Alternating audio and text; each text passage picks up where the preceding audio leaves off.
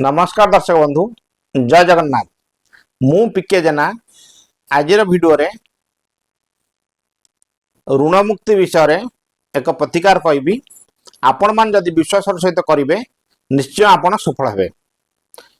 ऋण आमर कहीं बढ़े ना मंगल ग्रह खराब हेले ऋण बढ़े।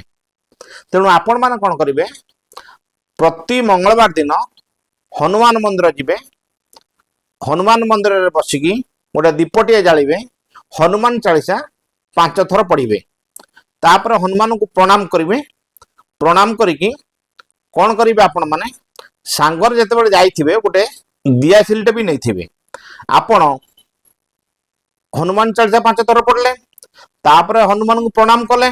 प्रणाम कला परे पादुका पाइले। पादुका पाई सारिया परे जो दियासिलटा नहीं थिबे दियासिलटा सेठी चुपचाप रखिकी पळे आसीबे।